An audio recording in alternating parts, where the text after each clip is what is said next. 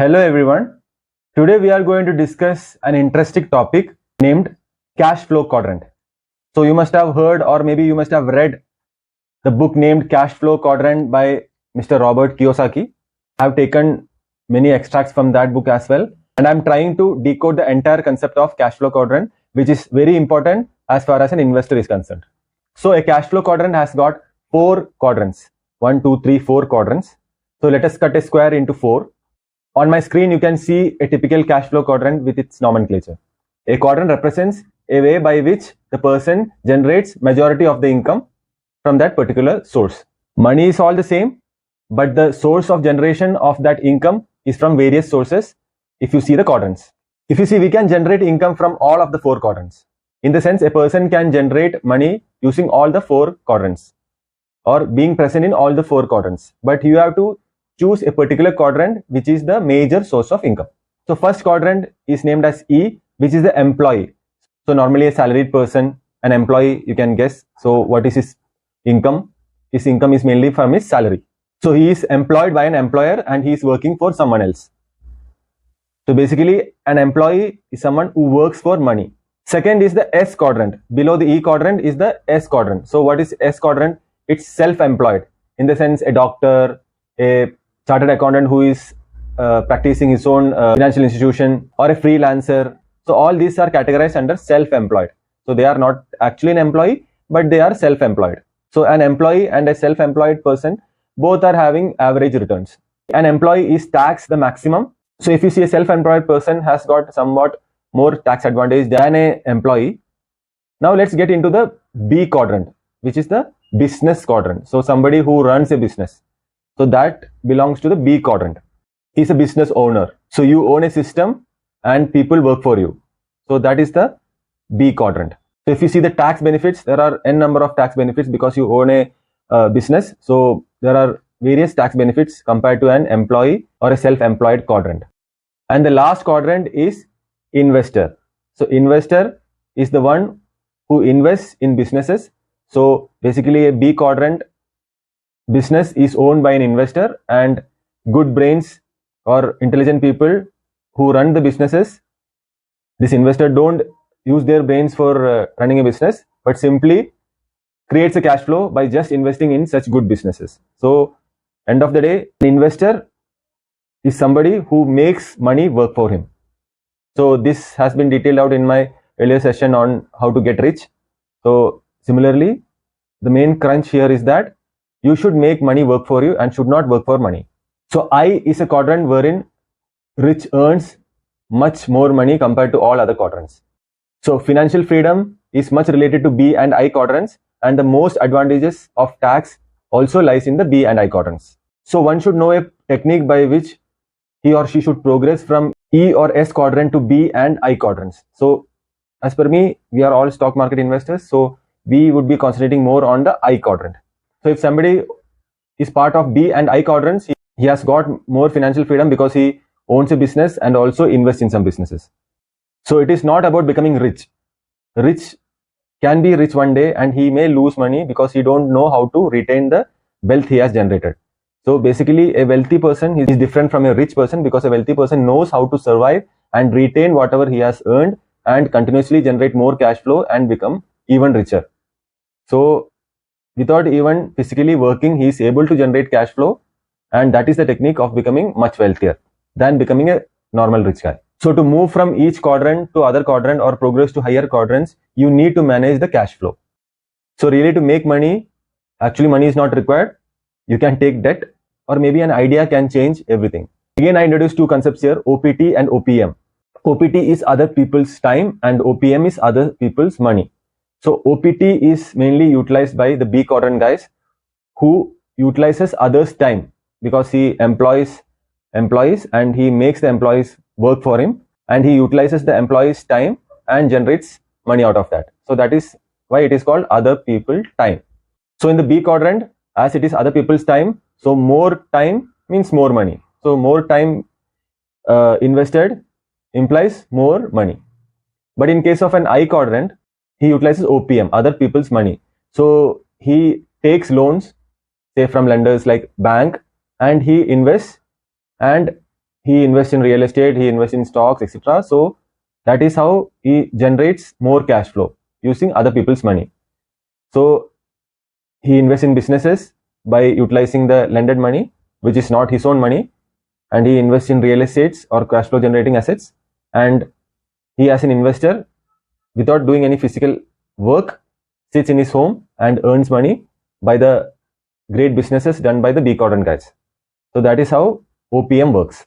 So it's like work less, earn more. So income from all your investments should be much more than your monthly salaried income or something for you to be really financially independent. So for a tax efficient model, you have to invest for generating more cash flow, but not for booking profit and get in the trap of capital gains. So booking a capital gain, as you know, capital gain, it attracts capital gain tax. So it is not tax efficient.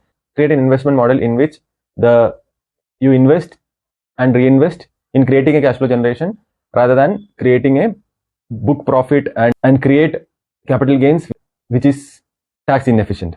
So you need to learn financially so that your information is more and the return on information is much more. So ROI is not return on investment, return on information is also equally important so that you become financially independent. So Robert Kiyosaki tells that there are two types of debt, good debt and bad debt.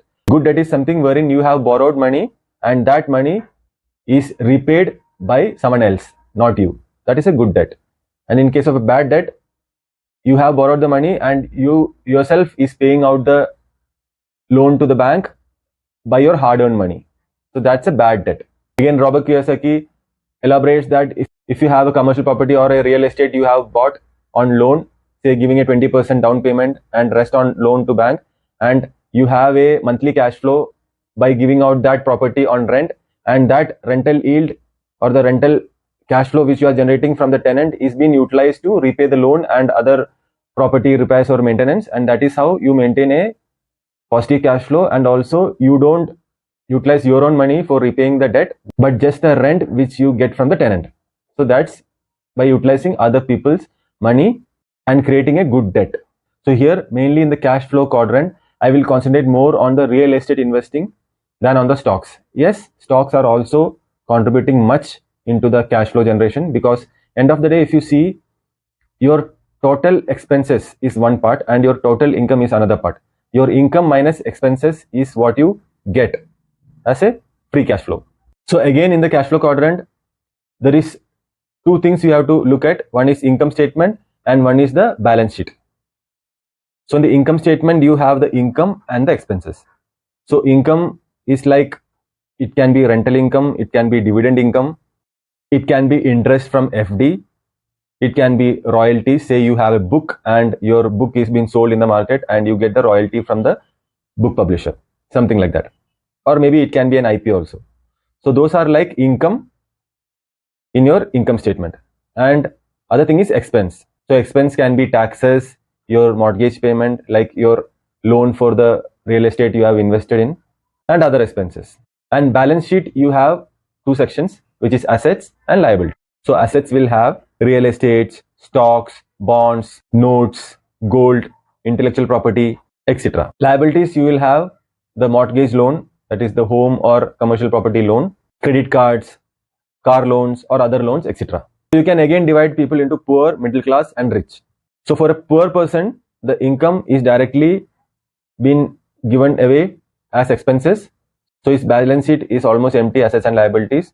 Income is just equal to your expenses. So they just live. So that's how the poor is defined. In case of a middle class, the income is from salary. So salary comes in and it goes into buying of some liabilities again, in the sense they buy a home, so it's a mortgage, and you don't have a rental income because you are living in the same flat. So it's a liability rather than an asset. So you are spending on your home, on your property tax, on your maintenance, on your other expenses like maintenance and repair works. So that is only consuming your income. Again, you have credit card loans, car loans, other loans, etc. So all daily spendings. So all these things, the income of salary comes in and it is expensed out through the liabilities. So it is also a simple income statement and balance sheet for middle class. Now coming into the rich, which we have discussed earlier, that they have a lot of assets like bonds, stocks, real estate, IP, etc. So this assets which generates cash flow, and this cash flow which is generated by these assets is given into the income. So here the expenses are lower than the income because of the high cash flow generating investments which a rich guy has got, a wealthy guy has got. So his balance sheet of assets and liabilities, assets are more, liabilities are less, and hence the assets generates cash and which fills in the income. So your expenses are much less than income, so you have a positive free cash flow. So that's how a rich becomes more rich compared to a cash burning middle class and a just income to expense equalizing poor. So as I mentioned in the earlier video, an asset is something which generates a positive cash flow and which doesn't take money out of you. Asset is something which puts money into your pocket, and liability is something which takes money out of your pocket, which is very clear from my earlier videos as well. So regarding buying a flat or a condo or a commercial property, if you are taking a debt and the risk, you should be paid off really well. So usually a banker tells that you should take a loan at a good interest rate, and whatever interest income you can claim a tax, and for tax benefit you should take a loan. And a builder who is building the flat or the commercial property tells you that your interest rate or the EMI which you are paying out is much more than what you are getting as a rental income from the property, but he will give you the reason that this property is going to appreciate like anything, and this will help you create a profit later on. But as per me, all these things are not to be considered or not common sense.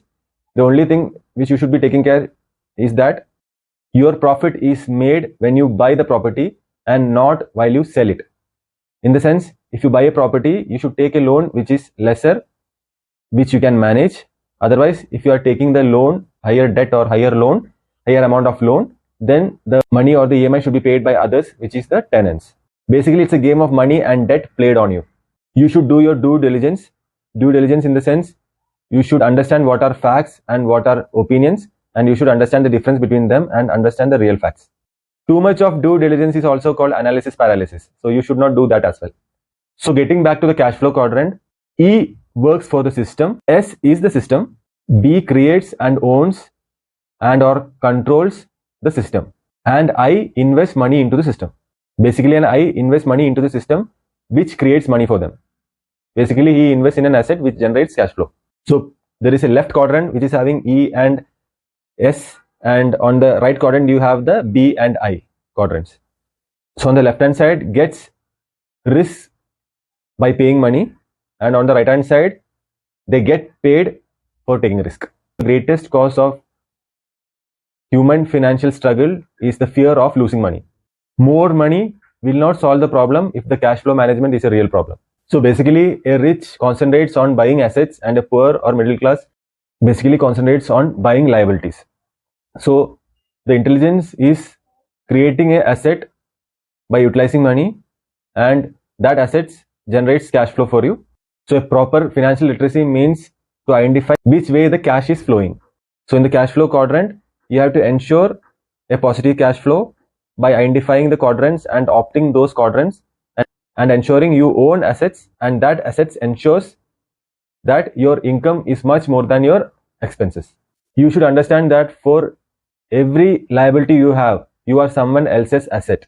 In the case if you have a loan, bank loan, so bank loan is your liability, and for bank it's the asset. So if you are borrowing from a bank and investing in a property, and you are giving that property for rent, and you are nullifying that EMI by repaying it through the rent you are getting from the property, then it is justified. Otherwise, it's a liability because it is not generating a cash flow, and that is making you an asset to the bank because you are creating cash flow for the bank by repaying the debt. So to get out of all this mess, concentrate on generating passive income like rental yield from your commercial property or house which is given on rent, and also cash flow generating assets like REITs, then dividend income, etc. by owning stocks.